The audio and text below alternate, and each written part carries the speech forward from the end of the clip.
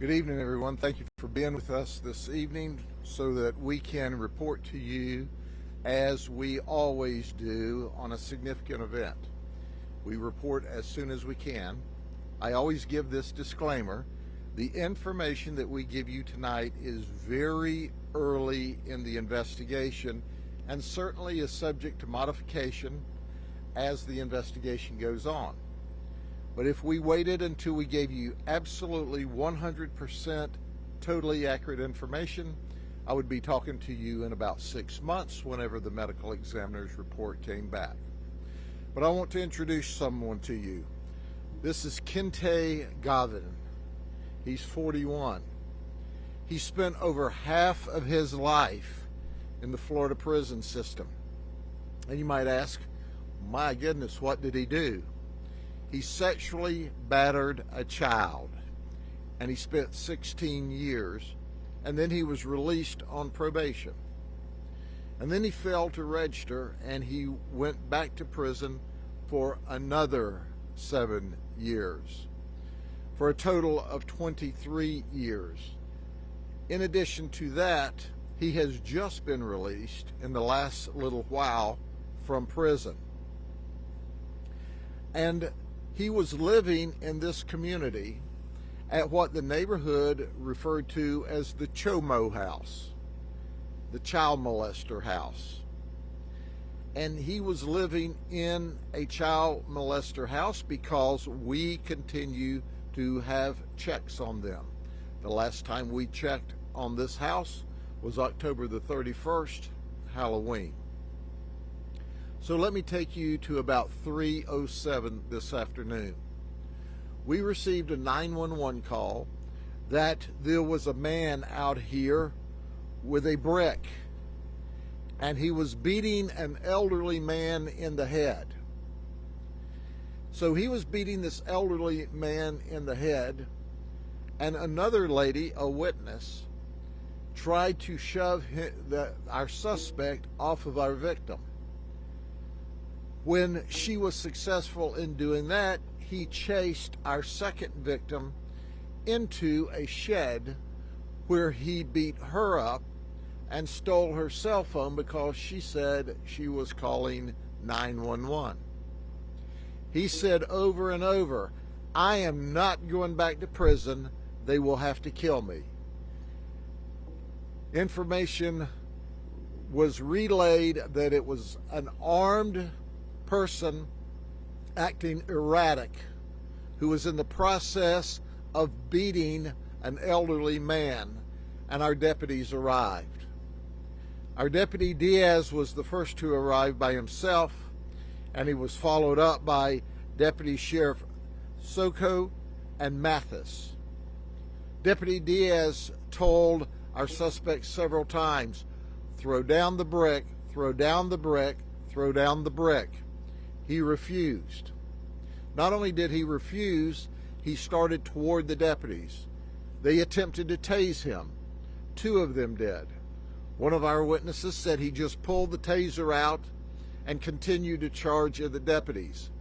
At that time, 2 of our deputies, Deputy Mathis and Deputy Diaz, fired a total of 6 shots. They immediately began to provide life-saving measures after they were able to get, obviously, the brick from him, subject to him being shot.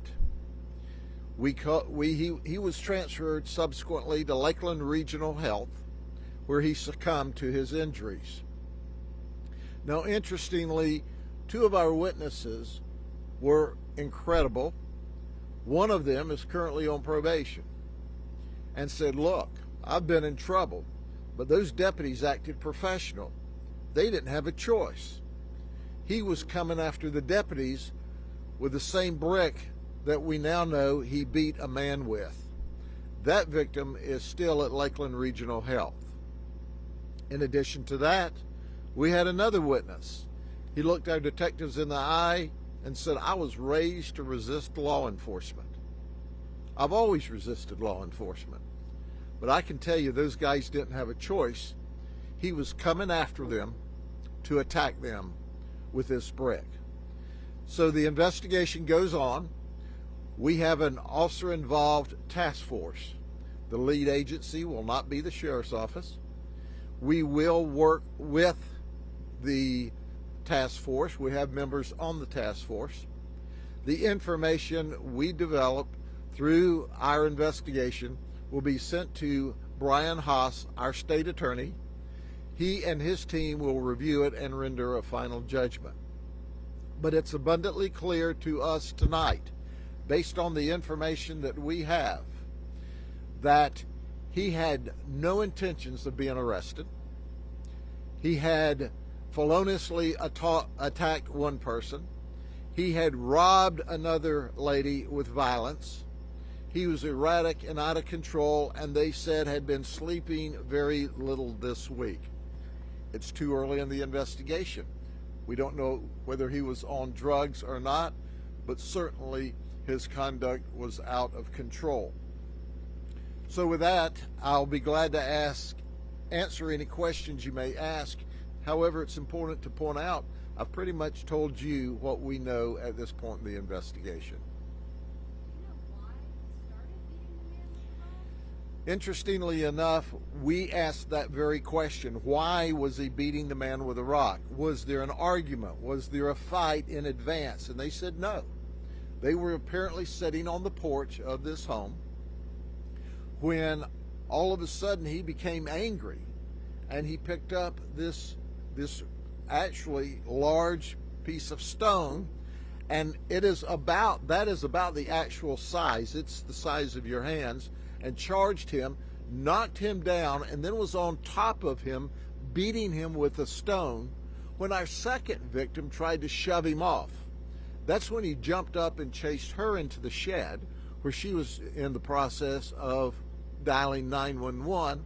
He attacked her, beat her around, took her phone, and left the shed. So that's the only information we have at this point.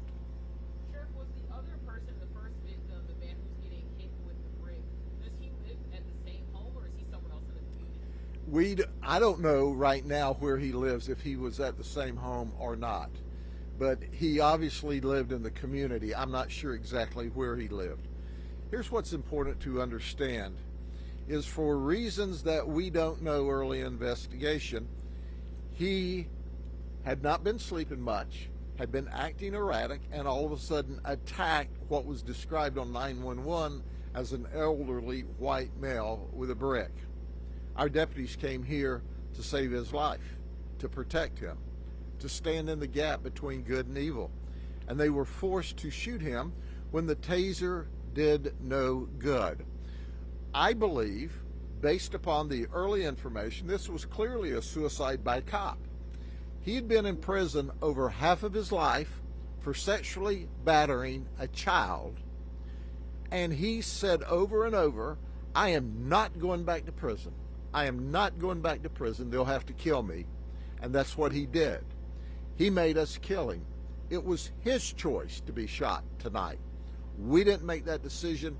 He did, and we obliged him.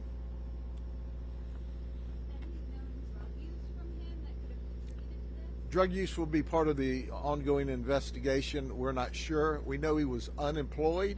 He was getting federal assistance, SSI, and living in this group home for sexual predators and offenders. I mean, this guy is the worst of the worst. He is a sexual predator that abused a child, sexually battered a child. And he was on SSI and living, as the folks said in the neighborhood, in the Chomo house. Sheriff, did all of this kind of concentrate around that house and on the exterior of that house, or did it move to different parts of it? It happened in the street. The conflict, when we arrived, we saw him very erratic, very animated, with his brick in the street. We told him over and over, throw down the brick, throw down the brick, throw down the brick, and he didn't. We tried to tase him as he advanced on us and came toward us. Did not do any good, and that's when the deputy shot. What do you say to someone who has a similar background or history like him, who's thinking about, I guess, acting erratic? Well, you know, the bottom line to this is he did not have to end up like he did. He made that decision. But he was erratic. He committed several felonies tonight, and he knew he was going back to jail and ultimately probably back to prison. And previously, and I forgot to mention to you, he had in addition to all of this, he had a long criminal history, a remarkable criminal history. I think he had a total of 24 previous felony charges in addition to a sex charge. Everything from burglary, theft, arson, weapons charges, aggravated assault. This wasn't his first rodeo. This is a bad man. And he made one last bad mistake, and as a result of that, he chose the end. He chose the place, he chose the time, he chose the method. He's a bad man no more, and he made that decision. Okay, good night.